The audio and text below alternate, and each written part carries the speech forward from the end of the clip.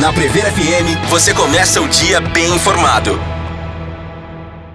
Ontem nós tivemos a fala e o voto do ministro Luiz Fux. E para conversar sobre como foi esse dia exaustivo para todo mundo, do STF principalmente, vamos conversar agora com o doutor Guilherme Rocha, ele que é especialista em direito eleitoral aqui no Primeiro Jornal. Doutor Guilherme, bom dia, satisfação em tê-lo aqui. Oi, Márcio, bom dia a todos os ouvintes da rádio também, o prazer é sempre meu. Aqui no estúdio comigo, o André, o Lourival e a Ellen. Doutor Guilherme, ontem era esperado a polêmica, né? A expectativa do voto do Luiz Fux era muito grande, inclusive que ele pudesse pedir vista, mas acho que ele surpreendeu mais ainda quando absolveu Jair Bolsonaro e grande parte dos envolvidos nessa trama crucial, né, doutor? Sem dúvida, o posicionamento ontem do ministro Fux foi mais surpreendente. Se esperava uma divergência ou se esperava o pedido de vista. Uma divergência pontual, né? Mas o que se viu ontem, e aí um voto muito extenso, né, do ministro Fux, foi uma divergência completa. Desde as preliminares, ele acabou acatando mais de uma preliminar. Ele concordou com a nulidade total do processo, ou seja, a incompetência do Supremo Tribunal Federal para apreciar o caso. Ele concordou com a preliminar de cerceamento de defesa, que também compromete muito a investigação, não do ponto de vista prático, porque o voto dele deve ser isolado, e aí não vai gerar nenhuma consequência da condenação.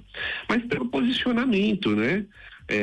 E depois quanto ao mérito, como com toda a manifestação que se assistiu, né? Tanto em relação às fundamentações apresentadas, como em relação às absolvições que ele concedeu. Agora, dizer que da incompetência do STF em julgar, porque esses que estavam sendo julgados não têm foro privilegiado, mas ele ajudou também na condenação de quase 400 pessoas pelos atos golpistas que também não tinham foro privilegiado, né, doutor? Esse é o ponto, o Márcio, inclusive no meio acadêmico e no meio dos especialistas do direito, que os profissionais nesse momento têm mais curiosidade para comparar as compreensões, né, o fundamento. Concluir pela competência naqueles casos, e aí você mencionou bem, são quase 400, né? E agora pela incompetência. Um outro fator que converge aí, que gera uma possível incoerência, diz respeito ao próprio caso. Quando eles votam para receber a denúncia, né, uma das questões que eles analisaram era se realmente o Supremo teria competência para isso, né? E naquele momento houve a decisão, né, o posicionamento pela competência. Nada impede juridicamente que ele faça essa mudança de entendimento. Mas, claro que isso gera questionamentos, né, em razão dessa mudança por ocasião da sentença. Agora, até os próprios pares foram surpreendidos, né, pela postura do ministro Fux, o tempo, né, 13 horas. 427 páginas tinha, é um livro, ele não fez um voto, ele escreveu um livro, né? Não é fácil tudo isso, né, doutor? Não, imagina, e isso também, né, foi um outro fator surpreendente. Quanto tempo demanda para fazer um trabalho desse, doutor? Quer dizer, ele já estava tudo pronto, né, tudo preparado, ele já entrou ali sabendo o que ia fazer, né? Sem dúvida, isso imagine o tempo que leva, né, para que essas quase 500 páginas, eu publiquei um livro há 2 ou 3 semanas que levou 2 anos para ser produzido, tem 540 páginas. Então. A gente está falando de quase 500 páginas, imagine o tempo, né? Claro que não 2 anos, mas imagine as semanas em que isso vem sendo produzido. E tem uma questão histórica aí, né, Márcio? Você pode perceber que eles fazem uma linha histórica. Em determinado momento ele se refere a manifestações que foram feitas no país em momentos anteriores, inclusive a de 2013. Então, imagine o levantamento, né? Como pesquisa, de fato né? isso vinha sendo Pesquisa. já elaborado. Tem que fazer pesquisa, levantamento, confrontar informações, fazer análise, buscar os fundamentos jurídicos. Não é uma coisa tão simples, não. Não dá para fazer sozinho. O voto não foi só dele, não. Foi de uma equipe. Sem dúvida foi produzido por uma ampla equipe e conforme as manchetes vinham chamando a atenção durante o dia, né? E aí eu tive a oportunidade de ouvi-lo quando eu estava ouvindo quando ele fez algumas comparações às manifestações anteriores que o país teve, para dizer, por exemplo, olha, tivemos outras manifestações que não tiveram o mesmo tratamento. Esse é um dos pontos, por exemplo, em que o voto seguramente será criticado. Porque é uma lição muito básica do direito, né? Independente, não vou nem entrar na natureza da manifestação, né? De ser ou não atentatória à tomada de poder.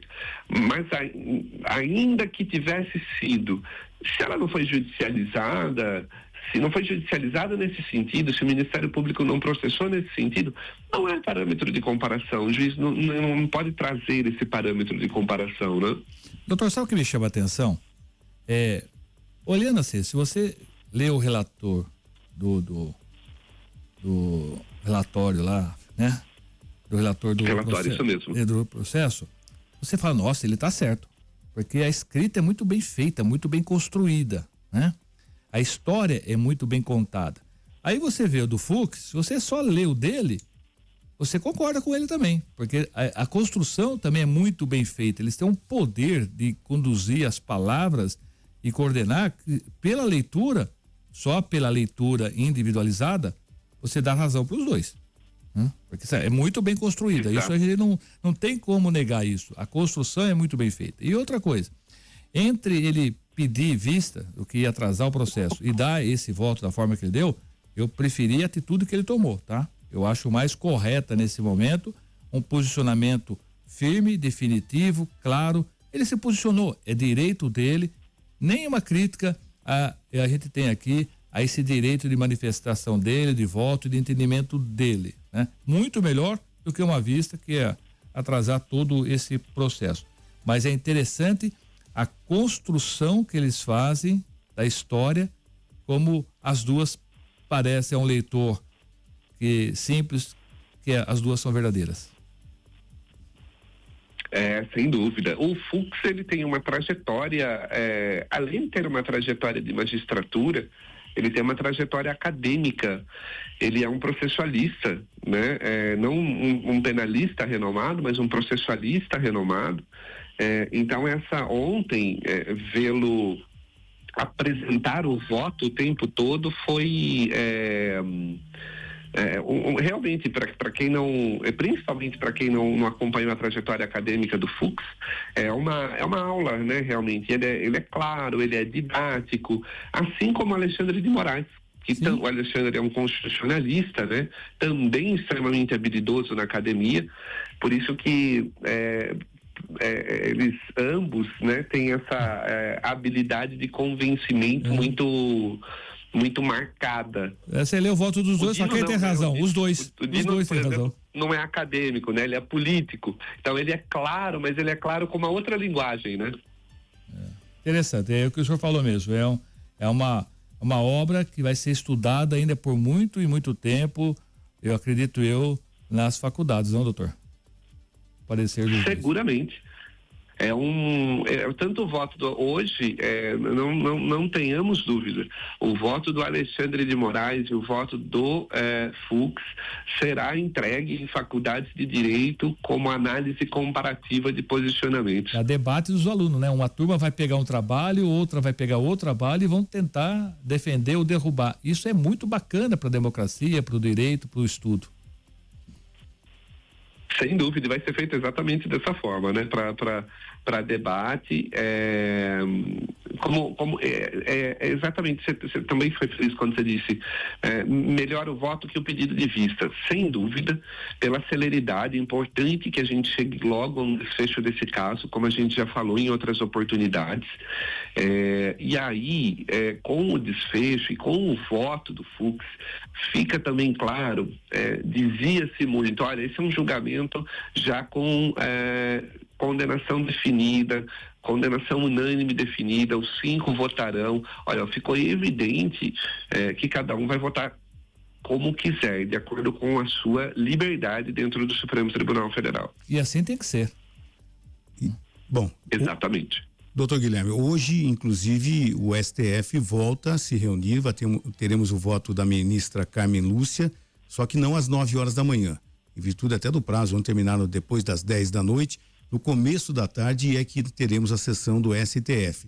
E hoje, com o ministro da Carmen Lúcia, que teoricamente deve também votar pela condenação, nós teremos 3-1 e aí a condenação já vai existir, né?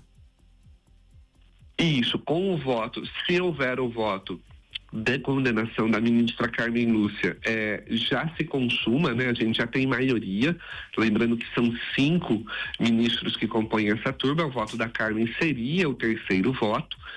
Nesse caso, o ministro Zanin, que é o último, ele vota, o voto dele não deixa de ser importante. Por quê?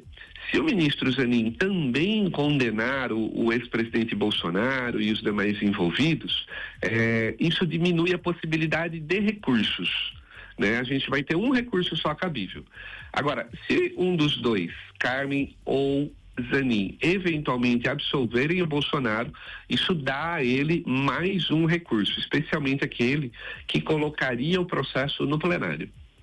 Doutor Guilherme, mais uma vez agradecemos a sua participação aqui no Primeiro Jornal. Talvez amanhã a gente vai incomodá-lo novamente, pedir a sua participação para a gente comentar o que aconteceu no dia de hoje no STF. Você ouviu Primeiro Jornal, Previr FM.